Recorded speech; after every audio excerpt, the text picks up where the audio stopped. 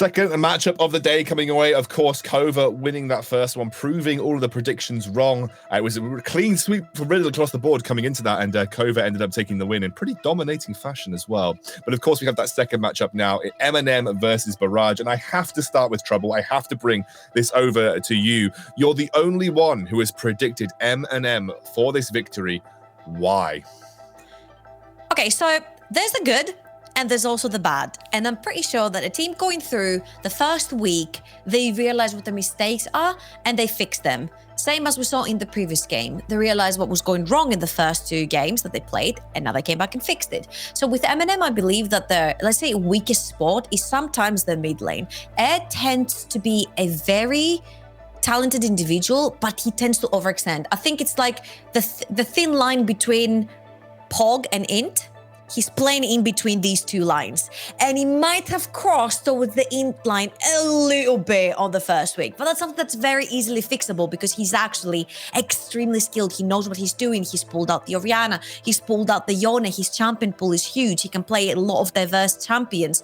And with someone like Graxi, who's coming in as a quote-unquote veteran right now in the scene because he's a champion of 2019, coming back in 2021 to try and claim potentially another title, I believe that the roster is looking extremely promising, and I want to see the mid-jungle duo a bit more proactive in the play.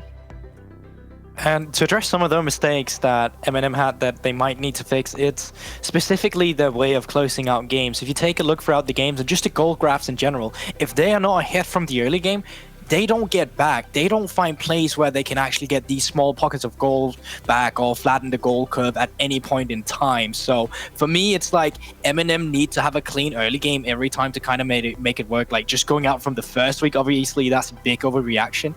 But if you haven't fixed that issue, going in against Barrage, who had some of their strength in their early laning phase where they just got 2v2 kills, I'm kind of worried for MNM, and that's why I put my faith in Barrage personally.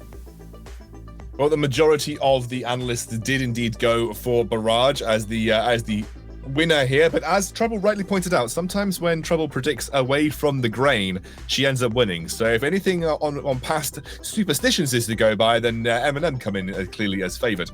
We are through the draft. It's going to be a first pick Talia here for Debu on Barrage, and we'll see how MNM choose to respond. So this is interesting because it's kind of overloaded. We have Pantheon opening up at the same time as well. Ivern coming in, the huge flex picks here, and I love seeing this as well. It's the flexibility we get here in the EU scene as well. Gragas at the same time can be played in 3 lanes as well. So MNM Gaming really coming in here with a bit of a curveball. Let's just say it how it is. But that means that the Pantheon can go on to Barrage, and he does work in solo lanes now. He's not really that supportive champion anymore. He doesn't work in towers, but now he can be a solo lane menace. Do I have time to change my prediction? No. Do I? Okay, no, fair enough. Talia and Pantheon in the same team. What are you thinking, MNM? What are you thinking? And on the other side, you're locking in an Ivan now. I will agree with Kulborg. This is a double, almost triple flex with the Gragas and the Ivan. They both work in multiple lanes, so they can switch and swap around wherever they want.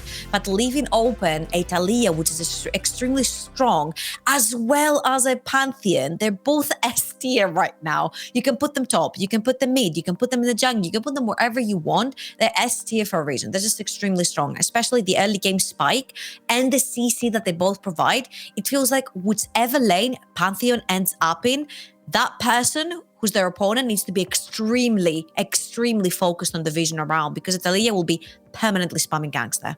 Yeah, and I think that's why we kind of had to remake draft. MNM was like, wait, did we just let those 2 go through? Can we restart the draft? Is this possible? Because as you just said, Trouble, that is just the easiest combo in the game. Like, there's no time for you to flash it. So that's going to be interesting. But that also means that we might see Barrage going for a more solo lane oriented style. They might still have CC they can play towards the bot side. But traditionally speaking, outside of game 1, they are a team that's driven around Debu and Kevo. Both of Debu and Kevo had 80% kill participation. They are the unit running around, so wherever Debu is, he's usually focusing his attention onto Kevo. So that might change now with this draft, and we might see a Barrage where they have to change up to a different playstyle. Just quickly, I do believe that Pantheon was 100% pick ban in the LEC Yes, over he was. the last Super Week. So, clearly an extremely powerful pick for Barrage and the Talia as well. But, it feels like MNM are calculated. They must have known that these kind of picks were up. They've calculated and said, okay, that's fine. We'll happily take the Ivan Gragas in this situation. We are just waiting to see what Barrage are going to lock in here finally. I believe we got up to this point before, and if the Kai'Sa gets locked in, I would not be surprised. It is indeed Kai'Sa. So real quickly, just in case people are wondering why the Talia with the Pantheon composition is just so strong, is because first of all, they have mixed damage. So AP and AD, whichever lane is against them, is going to have a really hard time itemizing. Plus, Pantheon is given a point-click stun that never misses. Add the Kai'Sa in the back of that, diving in with a big burst of damage going Gale Force. This is a ball of literal hell running at you. Now, what MNM are doing very well right here is having a lot of disengaged champions, such as the Ivan, who gives a lot of shields. You can pop down the Daisy, Gragas with the Cask, with the Body Slam. They have a Renekton with the big zoning tools. He has the stun. He also has the AoE from his ultimate. No one crosses that. What I would like to see, which I'm seeing here from MNM, is get away from melee champions and start taking their distance from Barrage, so they can do what Trick has done 2 games now, and is poke their opponents before you get anywhere near the range to press that point and click stun from Pantheon.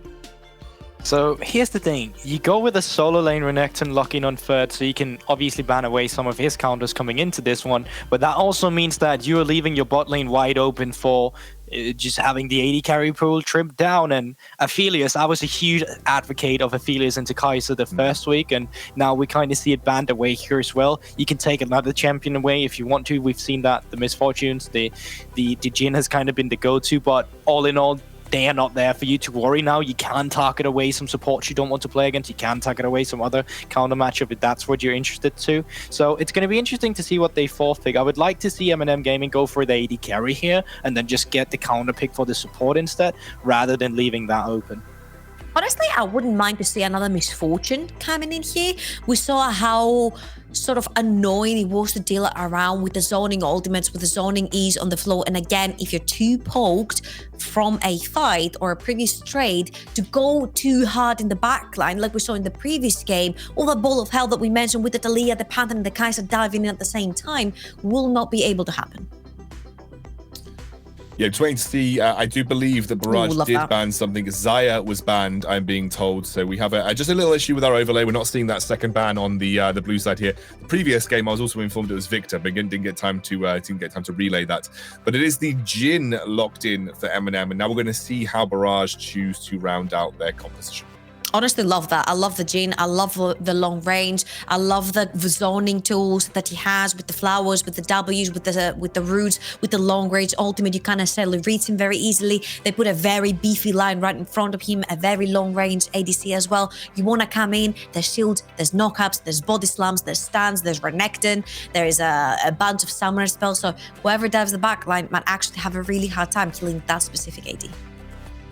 Perfect. And I don't know if they can't see it on the stream as well either, but the second or the last pick coming in was a Volibear with that one. And now the Alistar coming in here. So you have the opportunity to still go for some Maokais if you want to. Remember, we are still on that 11.1, so the Imperial Mandate, it's still a thing you can have where you can be a bit more a nuisance down with the objective setup you can. But right now, it looks like a composition where Gragas is fine with going down as a support, and then you just pick your mid laner instead here. Gragas into Alistar, huge counter matchup. You can always just pop the knock-up composition coming out from Alistar. So MNM Gaming not looking too bad into this one, but it's going to be a gangplank, so Renekton might be going mid on this one. Honestly, I am absolutely in love with the MNM composition right here. Whatever Barrage want to do, MNM says we'll survive that and we'll be able to fight you late game. Mind you, again, this is a 1 damage composition. They're on lane D, they've got the Renekton, they've got the Gangplank, they've got the Jhin in there. So it's extremely easy to itemize against. But on the other side, the opposition is extremely squishy, minus the Volibear in the top lane. And if Barrage don't manage to get the upper hand, they don't manage to get the lead in the early game, it'll be extremely hard to try and get to the backline and kill someone. Yeah, I completely agree with the mixed damage profiles, and I think once again from Barrage, you need to take eyes on Debo in the early game, because while the body slam from Gragas might combo the knockout polarizer or whatever the combo is called from Alistar, he can still flash. There is still something where he can just flash on them and they won't have time to react. So that's what we're looking for if you want to get the bot lane ahead. Obviously this Kai'Sa, but you do have strong solo laners you can play for. So all around, I want to see if Debo be played around in the early game, then him facilitating the lane and just getting the map ahead. Yep, I think that's the eyes. The eyes will be firmly pointed towards the jungle here, especially when you have that Talia being so roam heavy. And as you said, especially that mid lane, you want to get Pantheon roaming as much as possible, influencing the map. I think it does feel like to me a little bit that you do need to kind of snowball this as much as possible if you're Barrage. I feel like if you're playing this game out as normal, MNM are going to be too tanky eventually and too difficult to burst down with the champions that you've got. And then playing front to back with a Pantheon always feels a little bit dodge. But anyway, look, let's hand it over to our casters for our second game of the day. Hitbrain and Orcs, they're ready. Thank you very much, Scoundrel. I do agree. Early, obviously, Barrage, they want to get going because they will fall off a little bit in comparison to the MNM comp. But when I see the likes of the Pantheon Talia locked in early, that is one of the most disgusting combos you can see. Also, the Alistar Kai'Sa as well, pretty potent bot lane. So I do like what Barrage have put together. It's how MNM can kind of mitigate that, like the early pressure that especially this mid-jungle combo has combined. Yeah, I think, honestly, MNM's drafted themselves some really innovative tools. I think the Gragas has been used as a counter to the Alistar. The Renekton mid lane, something that can actually potentially survive the Talia Pantheon combo, especially if Ivan then comes in and shields you when you're low, you get some healing, you can actually potentially take that 2v2. So I think MNM have had some really cool ideas. I think it's really innovative, but execution is going to be the big thing. I think there's a reason Pantheon's 100% big ban, really good with Talia as well, who's a great jungler. This is a lot of raw power for Barrage against a potential answer from MNM, but regardless of how good your draft is at potentially answering it, if you're not playing good enough, it just won't work. Absolutely. Well, we'll be loading it into the game fairly soon. I'm pretty excited to see how this one goes down. Finally seeing some Ivern in action as well here in week 2. Been a while since we've seen the Gangplank pop up as well. This is kind of got pulled out of nowhere. We thought that Renekton was going top, like you said. It was then picked up as the Pantheon counter, but the GP top. What are Gangplank's building at the moment? I've not really kept up to date on current Gangplank builds. I've seen a lot of varieties. I've seen people. So initially, Triforce just isn't good, I don't think. I've seen initially people were going towards Divine Sundra, but I think actually people sort of lent towards Shield Bow. There was a period people were going towards that. I think crit is still such a big thing for Gangplank, and having a collector at some point is massive. So I think Shield Bow actually works pretty well. But I know there's been a lot of talk about what mythics to go. I think that's why he suffered so much on the preseason, is because it wasn't really clear what mythic you want to go. Because Triforce was more auto attack focused than you'd actually want. It's more like the better Aurelia. I'm genuinely glad you said Shield Bow. Because I've been playing a lot of Gangplank actually, and I've been building Shield Bow, and everywhere I've looked, people are saying I'm wrong. But I think it's really nice for him. Obviously, you don't really use the lifesteal too much. Obviously, if you're doing it into melee range, you do. But Triforce, obviously, giving passive attack speed isn't that great. We could see him just go Divine Sundra, and I feel like into a volley bear, Divine Sundra is fine. I've seen a couple of Eclipse GPs as well. You don't really use the Eclipse as effectively as someone like a Pantheon. But I don't rate Eclipse. I'd say it's definitely the lowest priority of all of his of all the mythics that he can build. I think we'll probably see a Divine Thunder in this game, just purely because of the fact he's into a volley bear, and it gives you kind of good brawling capabilities. But yeah, personally, my heart says Shield Bow. My heart says Shield Bow. It's literally a Asterix with lifesteal. It's really nice. That's kind of why people were building the Shield Bow. But you don't even need to rush the Shield Bow. It's just the mythic you end up going. But it gives you that bulkiness, and it helps you in the side lane, and it helps you go more aggressive in team fights. But it's not like you need to rush it or anything. I've seen Essence Reaver rushes on. Yeah, I think Essence Reaver. Then you get the Sheen, and you get the crit and the cooldown reduction. Yeah. Very cost effective as a first item for him. I've seen Shield Bow Collector second as well. He uses Collector incredibly well. Yeah, you could even, that's the thing, you could even go something like Essence Reaver into Collector into Shield Bow. Yeah. There's no reason you necessarily need to get your Mick the Fifth. But I know, because I was talking about this, and I know that Shield Bow is just a popular one, and it's kind of, how you used to build a Death Dance or a Bloodthirster third item on Gangplank. It's sort of it fills that role. But I think Essence Reaver is the best Sheen item for him. Because again, Triforce is a bit naff, and Divine Sundra is a really weird one because it's like the only champion who really does well with is Ezreal. Everyone else is kind of like, it's like I could build it. Hecarim's build it as well. Sure, but even then, I think a lot of them. I'm not sold on the item at all, are you? I like the item, but I just think like people just aren't building it. Like even on Hecarim, it comes up occasionally, but people are leaning more towards Triforce, and even then, that's like 2 champions. Like I think the item in theory is good. I mean, Gnar builds occasionally, but like I think Ezreal's the only champion where people are like this is the best mythic.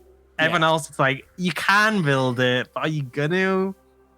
I've seen some Triforce Ezreals as well, but I think Divine Thunder is just so good on him. I think if you build Triforce and Ezreal, you should be reported. Well, Mihabaris is just gonna get chunked out pretty heavily. That void stack down. Has 4th shot though, so he actually trades back pretty well there from the slow from blue. You know what I was talking about? How I said like Gragas is good in Alistar, you can bop him away. Doesn't really apply at level 1 when he just headbutts your AD carry, and Kai'Sa gets to proc passive on him level 1. Not really a common thing to happen. They're going to still lose in priority because that's what happens in this lane matchup, but I think Kevo and Steph kind of showing that just because you have a winning lane doesn't mean you're going to win lane. Although, I mean, Random, he's doing a lot of work on his Pantheon. Hey man, Random beat Featherman, so... I'm interested to see how this Renekton does, because I know I talked a bit about how I think he was picked here to be able to potentially survive this. I haven't seen this matchup. And even if the theory is there, the application is very different.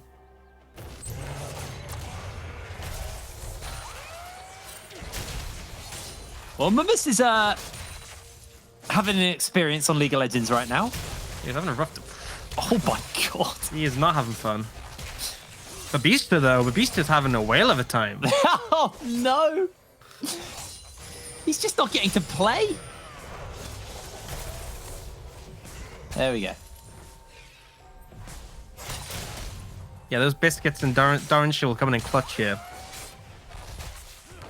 They're doing a lot of work here for him. I mean, that's the thing with the preseason. Gangplank's early game hasn't really been changed. That's still pretty good. You know, having a pseudo melee range champion who can do a bit of both, pretty frustrating to play against. Got himself pretty much a wave up on Mummus right now, shoving him in under the tower fairly comfortably. I believe they just saw Raxi bot side as well, so he's still quite happy to farm away in this top side and play aggressively here. Doesn't want to go for the reset quite yet.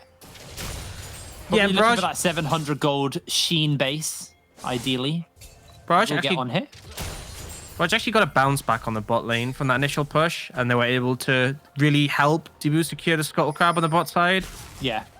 Which was nice to see from Kevin and Seth. So essentially, Sharon Debu has control of the bot side of the map. Now, Raxi did get that top side Scuttle, so it's not too much of an issue. But you can see, like, this is the big thing. Having the Pantheon in the mid lane typically enables the Taliyah so much. But in this situation, you know, the Renekton's kind of... It's not like you just have a standard mage in the mid lane like an Orianna who is just going to have no presence against the Pantheon. Yeah. And you can see Raxi feeling a bit more confident as a result. Interestingly, Babisa? How are we saying it? Babista. Babisa actually went for the coal and boot space, so... What a connoisseur. Not wanting to go for the Sheen. That's an Didn't have investment. gold in the inventory, but I think this is fine. Gives him a bit more income. He's in for the long term. It's the bank plank. Exactly. He's invested his money, and he's hoping for a payoff in the future. If he dies 3 times, then it probably wasn't a good investment. Do you remember the old Gangplank where people would go like Avarice Blade? Do you remember just Avarice Blade? I remember like 80 carries used to buy that and sit on it for like 60 minutes. And like it was like they'd only sell it when they were full. They wouldn't sell it. They'd only build it into a static shiv when they were full build. Yes, it was a static shiv component. Yeah, and like they would buy it early and they just never ever build it and complete it because they just want that extra gold income. I mean, it's like having an infinite you do coal. Like gold so... per runes and then Avarice Blade Gangplank, and it was just bank plank. You know what I used to miss? I used to miss like just having rune pages, and I would go magic pen on like stuff like Tom Kench or Alistair, and like the flat pen would just make you hit like a truck. Yeah, I Or like that 1% crit rune every now and then. But you play Orianna and you just throw like an empowered Q out or powered auto out. I'm pretty sure they used to. There was like 1v1 tournaments, and those used to be banned. It was so cheesy. Good times. I'm sad we don't have a moment where it's like a game was won off a 1% crit rune. That would have been, unless I'm missing. Maybe there was a game where that happened. I haven't seen it, but it'd be pretty amazing. I never used to compete in 1v1 tournaments because I sucked, and I still suck. Yeah. You know what?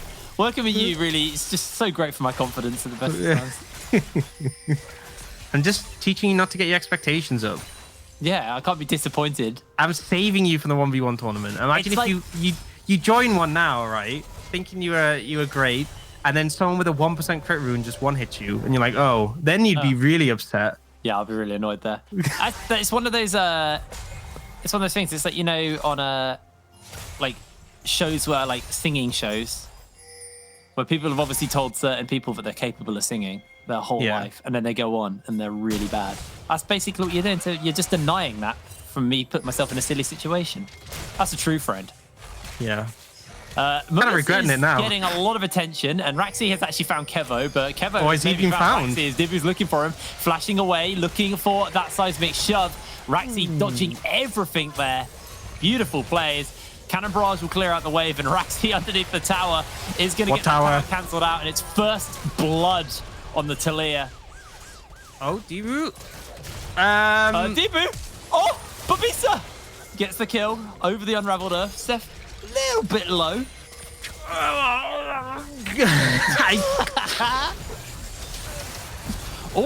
Random. Oh, random. One last Q. Blue able to flash away as he does get caught out by the deadly flurry. Damage. Okay, I mean, we're gonna get a replay. I've got to go over this, but it was just kind of painful. I played Raxi, played that fancy footwork, managed to keep him alive for longer, but I mean, basically, we have this player, Raxi's like, I think I found them, but Barrage had made the swap, moved their entire bot lane up, and even a really smart decision from Debo and Steph to flank. They missed everything. A great route on a Steph means you can't combo. The knockback misses, but ultimately, it doesn't matter because you have the volley there. And I watched Debo, okay? So he gets aggro here. You can see the thing is directed towards him, but the tower's not hitting him because of the ult. So he just kind of forgets. So he doesn't walk away, takes 2 tower hits, and then walks straight into the gangplank. Like, that was a good play, and then he just completely face planted. Yeah, you've got aggro. The tower's not hitting him, so he's like, whatever. Oh, I'll just auto these minions. Ends up dying. So a little bit sloppy, but all in all, they'll still get the Herald.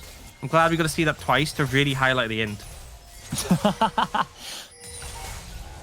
When it's a good play, we see it once. When it's a bad play, we see it twice, and then it'll be put on the replays as well, and then they'll break it down after the game. And we'll put it on Twitter as well, so anyone who wasn't watching can catch up on all the action. And at your next birthday party, we'll put it on a big projector so everyone can see. This is the thing you shame with in a best man speech at a wedding. Look at this play from the NLC. What an idiot. Anyway, 10 minutes into the game, almost coming up on. The gold lead is up minorly currently for the side of Barrage as Air, just taking a light trade from random, is able to dash away the safety. He's not having fun. There's a lot of members in this game on Barrage who are actually not having fun right now. Mumus no, I'm saying Air's not having fun. Mumus isn't having fun, sure, but Air's not having fun, yeah. They're not on the same team. There are people who are just not getting to really do much right now. I mean, it's pretty toxic if you're saying Mumus is on the same team as MNM. I'm going back to when he used to be. True, back in the day. See, a lot of pressure coming out from Barrage around this mid lane, and they're kind of just cutting the Beaster off from his team. But he has ult, so he might be able to defend. But Mumus, he's trying here. I think MNM need to be a bit careful, though, because if Pantheon comes flying in... Speak to Pantheon. At the moment, not able to do so, as Air is able to hold him off. Babisa now getting multiple people coming down. The Weaver's wall's been put out, and he's going to try and pop some barrels, try and clear out this wave, but everybody is sliding in. Throws out the cannon barrage, and Babisa, the only one left here, looking for Seth, but Air gets the stun off on to Kevo. Kevo slides back with the ulti. Air dices forward. Seth goes low, just about gets out. Meanwhile, Mumus loses his life topside. A 2-for-1 globally. Yeah, I mean, Mumus manages to get a kill 1v2, does get traded back, but on the bot side, really nice combo comes out from MNM. Able to pick up Raxi. And we'll get a replay so we can break it all down. So Seth does a great job coming in with a combo, but they're kind of not too committal because of the TP. So they get Raxi, they try and back away. And Air flashes in, but the Kai'Sa just able to get out of position with that ultimate, with that flash. So it ends up being a 1-throw on the bot side. And with that TP bin, you can see Mumus able to find a 1v2 kill. So honestly, Barrage winning out on both sides of the map there. Yeah.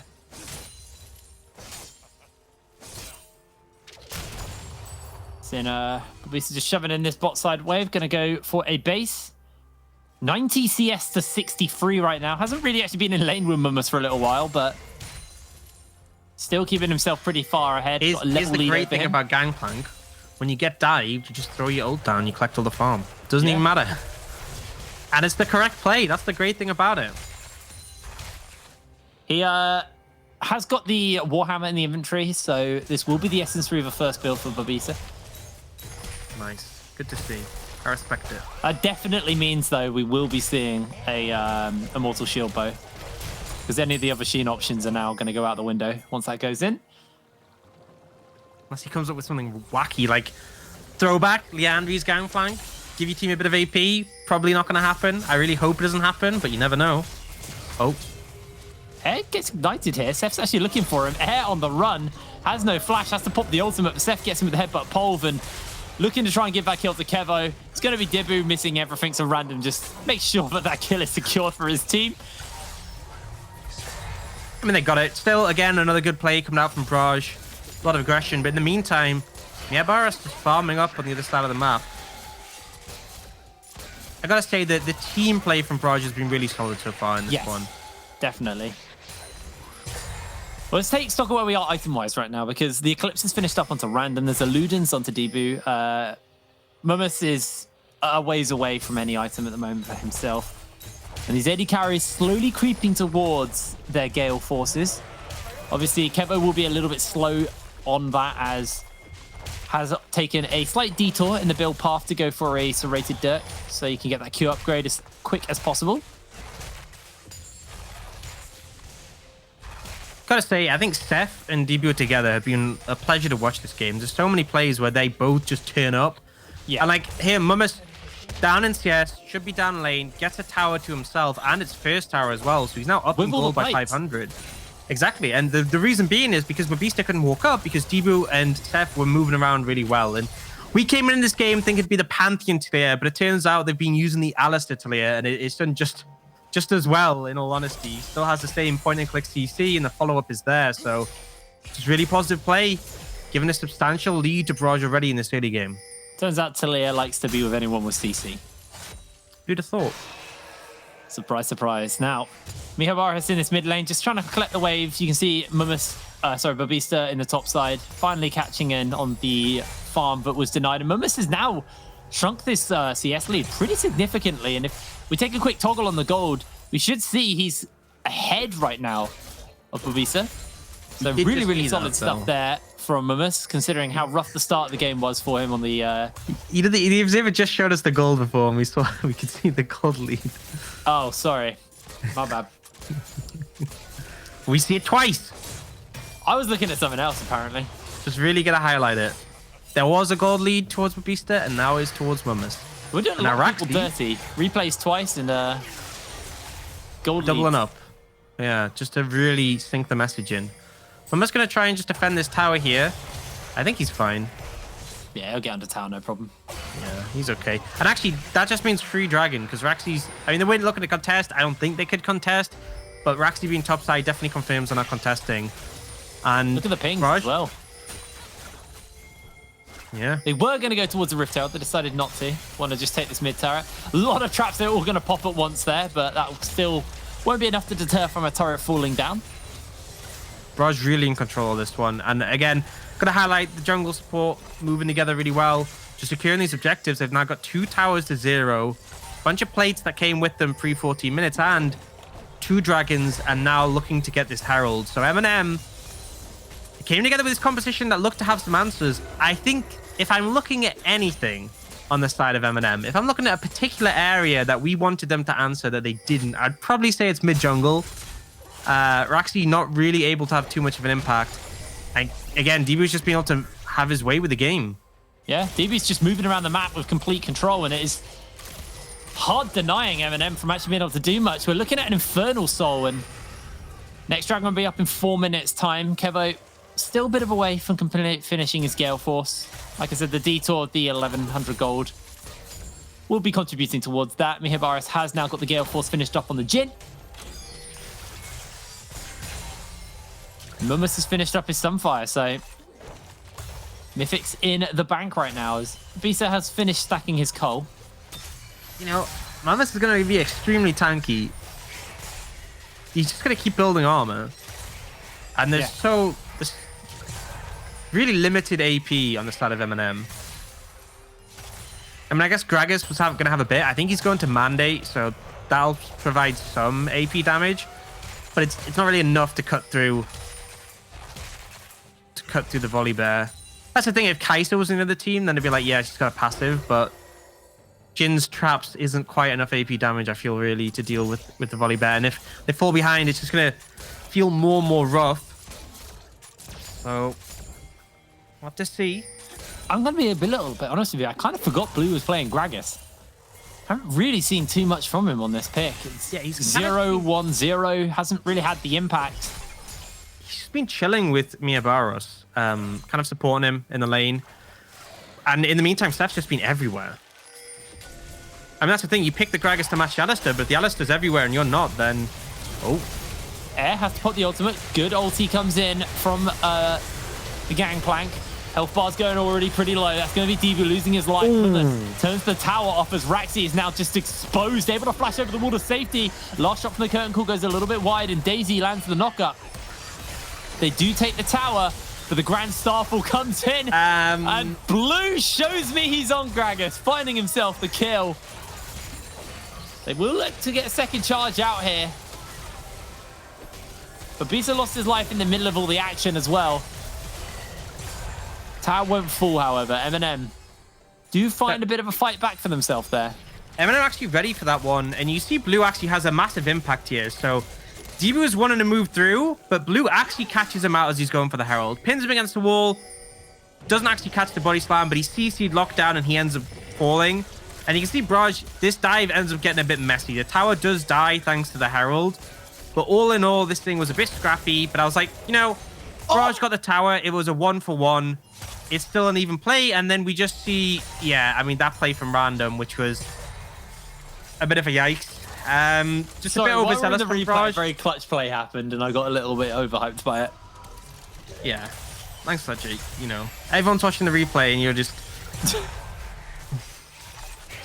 As I was saying, a little bit overzealous from Barrage. They're still ahead, still in a good position, still 3 towers to 0, but definitely showing that they can be a bit overzealous when going for these plays. Yeah. Seeing Babisa's got the Noon Quiver, so looking to go into that shield bow, I would assume. Not like a Gale Force or something. What a Chad move it'd be. That would be so Chad. Gale Force. I mean, Can you imagine? Would be totally in, but Gale Force would be kind of... Gale Force, just like you slide in and just parlay someone in the face.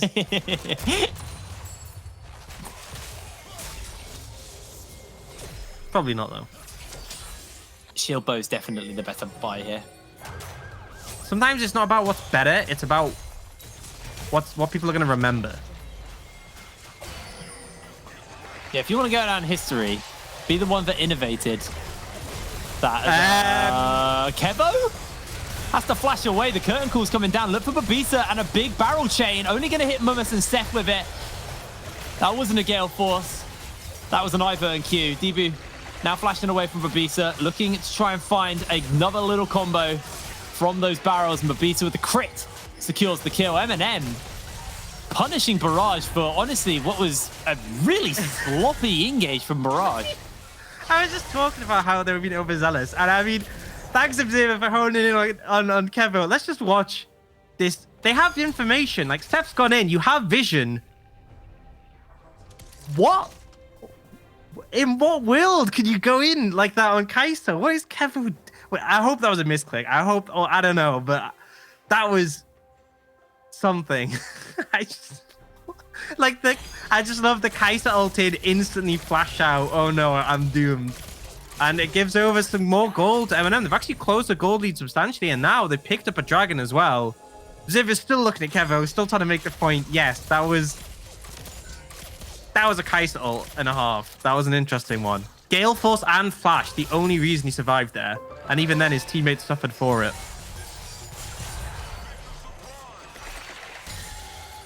See the gold lead on your screen right now over time, slowly creeping back up towards MNM. MNM are still down in gold, just under that 2,000 mark. Collective finished up onto Mihibaros. So what do we got here? MNM sniffing out a couple of Barrage members, just trying to clear some of this vision out.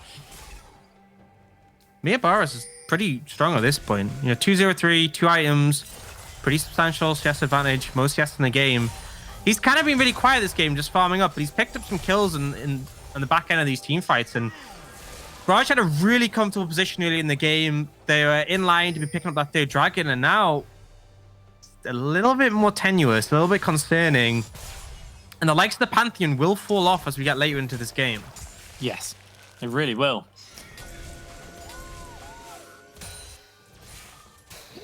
Kevo also rocking the Gale Force and Collector right now, so if you don't just slide into the back line in a chokehold, still going to be able to do a fair amount of damage on the Kai'Sa. So they are just looking to clear out some of this vision for themselves. The big denial from that kill and from that fight wasn't just the fact they got a bunch of kills, was actually the fact that they deny Barrage from getting to soul point off that dragon.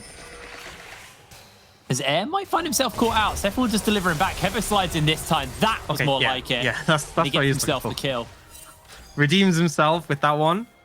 Could just stop the Baron lock from engage. There's a ton of engage here. We had the Pantheon ult with the Talia wall to get over. There is a lot of tools for Barrage to force a fight. I don't think they'll go for a 50-50 here, but those tools are just going to force them off. A lot of ultis being used, and they're actually staying inside the pit. Oh my lord! That fourth shot was filthy. And Mumus actually might go down here. Has to run away. MNM. They're going to finish so up low. what Barrage has started here. Baron stayed in aggro, and now Barrage have to contest this. Here comes the engage. Here comes the turnaround. Kevo is taking names. Baron is going low. I didn't see who secured it. It's Barrage. They get the Baron. As Mihibaros loses life, Kevo finds the shutdown. Air slides in and pops the Dominus. Grand Starfall's getting used in areas on the backline. Bobisa and Blue are going to get speared to the face as Random takes him out. The barrels are going to get taken out, and Kevo is locked down, but the knockups come in, and he slides back to safety, gets the blast cone away from Air, and Air can do nothing but watch as Kevo is just sliding from his grasp. Barrage secure themselves an ace and the Baron. What a play, and honestly, what an int from both teams to lead to that one. That was chaotic, that was messy, but it was great to see. We'll get a replay coming in, so the play comes out from Barrage, they start with the Baron, but the tools from MNM just mean this is really not an okay play to make. The Gangplank ult and the Jingle, and you can see Mumus is happy to block, but that final one, the ticks from the Gangplank ult get him low enough for the Collective to do its job, and I'm thinking, okay, Barrage just messed up massively. Baron's low on HP, MNM are like, okay, we'll take that one. But the thing is, look at how they position in the pit. They're corralled in, all of them stacked. Mumus ult into the Alistair combo. It's just beautiful execution. And then with Raxi dead, Random can actually secure it with the execute damage. I think Barrage were just like, we've completely entered here. And then MNM were like, don't worry, we got you. Gave them a helping hand, and the cleanup comes in. This is some really beautiful skirmishing coming out, particularly from Kevo here, just to survive this one with the blast cone. That was messy. Well, as we head back to life, Mumus actually had to flash as he got caught underneath the tower. Steric's burnt, Flash burnt. Not what he wanted. Tower does still stand as well, so MNM put a solid defense up.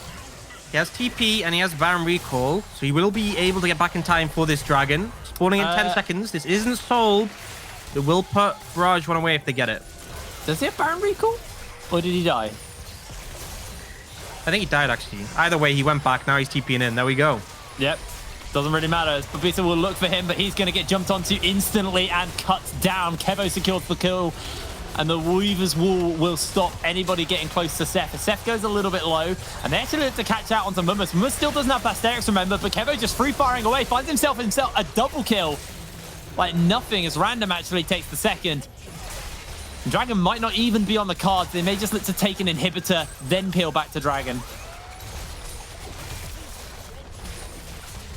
I think it's looking to end. Yeah, it's dead for first. I mean, it's only Miha Barros and the Ivan. As long as they kill the Jhin, they've won. I mean, I don't think they need to kill the Jhin. But they are looking for the... Okay, Tree Man dead. Well, the towers are going to go down, and it looks like Barrage have done it. MNM showed us some life in this game. It looked like they were getting to the point where they could turn it around, but like that, Barrage find everything they need, and Miha Barros will fall as this game draws to an end. Barrage find the win. What a wild ride that game was, honestly. what an absolute journey we have been on. Barrage coming out the winners, definitely deserved, but it was not a smooth sailing by any means. That was a pretty chaotic one. Barrage went from like a battleship to like one of those whitewater rafts. That was such a wild one there. Honestly, incredible. That was a fun game. That was a really fun game. I mean, it was hypey, and I like the fact there was no, it wasn't a slow pace. We're going to choke them out. Both teams had a lot of aggression in the compositions, and Barrage overstepped and they got punished. But unfortunately, then MNM overstepped and Barrage punished a bit more and managed to close out. I do think that based on the way they were playing, Barrage were the better performers overall, especially Seth and Debu did a lot of work and control on the map, but it wasn't clean. A win's a win. Well, it's time to pay the bills. We're going to throw to a quick break, and when we're back, we'll let Excandral and the rest of the gang break that game down. See you in a second.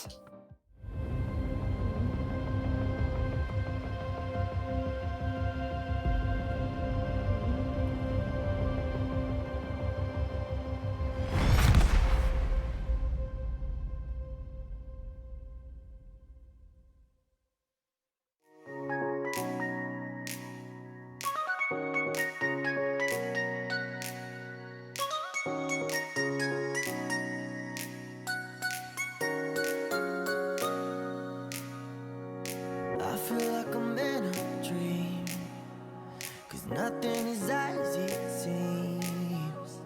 I feel like I'm in a dream, but that's where I wanna be. And I feel free for the first time. And I feel free for the first time. For the first time. For the first time, for the first time, and I feel free for the first time, and I feel free for the first time.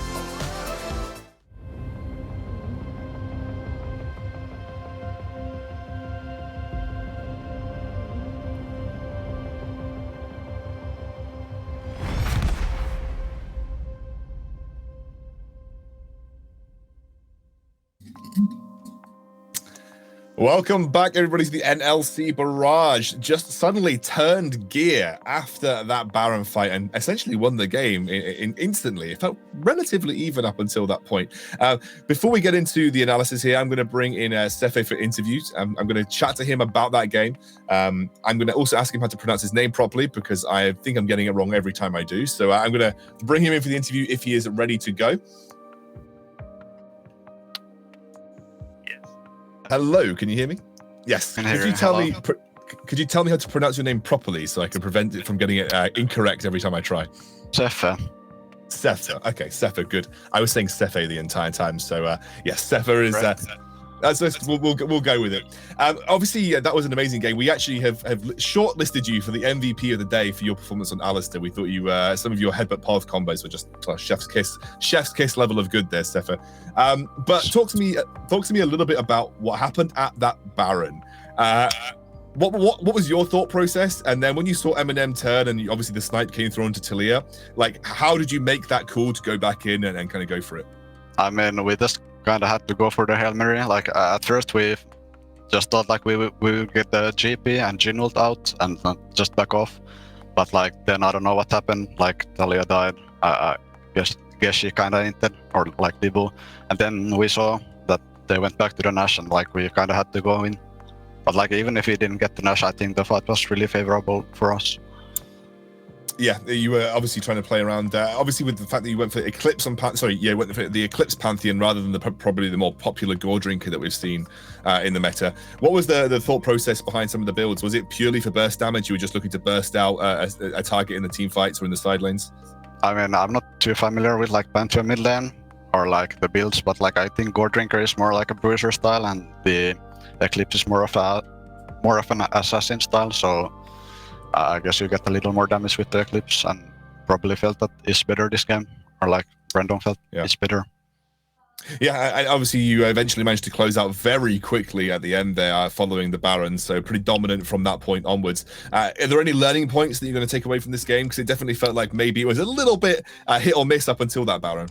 I mean, I think like our early game was decent. Still could like probably utilize a bit more like our setups for the Talia.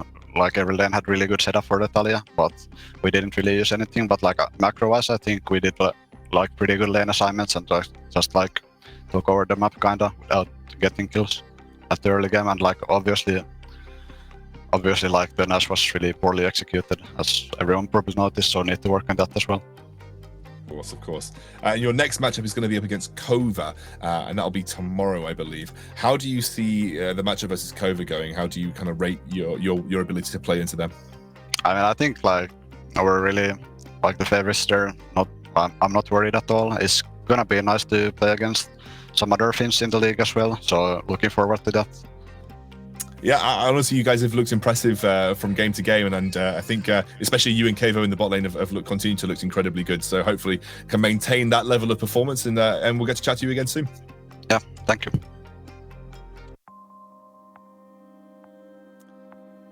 Definitely cool, calm, and collected from Sefe there. He's no nonsense answers coming from him in that interview, but obviously, I guess they're pretty happy with the outcome of that game.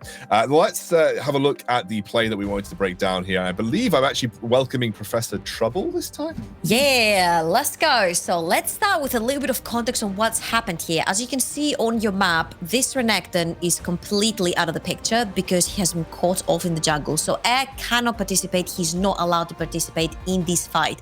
Now, what is happening right here is the fact that this team has absolutely no vision of a Baron. The only thing that they do have is this ward at the back of the pit, which actually indicates that Barrage have started it. Barrage very wisely have started a 4v5 Baron. They have all their ultimates up except the Kai'Sa one, and they are ready to fight. So who you sending in? First, you're sending your Gragas in, and you're trying to get a setup, trying to get some vision over here. And as you can see on your screen, the Jhin has started channeling our ultimate. Why I'm actually highlighting the Jhin is that, as you can see, he's already shot the first one, second one, and here is the beauty of that number 4 that Jhin really likes. Now, if I pause it right here, Sefe has used his headbutt pulverize, on this side. So there's absolutely no more engage on the side of Barrage. They have to back off through this choke point. What does that give? It gives MNM the chance to move into this Baron and finish it. They've got the jungler up, they've got the smite up, they can put down bushes so they can be completely safe. Right? Wrong. Because this is what happens. The Volibear dives in, the Alistar dives in, the Wombo combo immenses, the jungler dies after everyone else is in the pit from the sort of Barrage, and since they're ahead with so much damage, the Baron ends up going down to the side of Barrage. They don't need the jungler, confirmed. That was beautifully done from the side of Barrage. They almost threw it, but they pulled it back together. Well, thank you very much, Professor Trouble, and your use of shapes was 8 out of 10 today. Very, very Thank you good very use of much. shapes. I think it was a quality drawing. Of course, we are now going to be looking towards our next game. It is going to be, I'm going to just double check. Oh yes, the one that I'm super excited about. It is Fnatic versus Team Singularity. This is the one that I'm super excited about. I think it's going to be an incredibly close game. Has the other games been boring to you? No. Putting you on the spot? Okay, Gulborg. Gulborg, please, just trying to do my job here, Gulborg, yeah? Alright, Getting on my back. You know what? You do the introduction. I'll be back after. Do your job. Turn the crank of just getting it through the motions. Bye. We're going to the third Bye, game. Gulborg. Anyway, as Gulborg has left the building, we're going to break.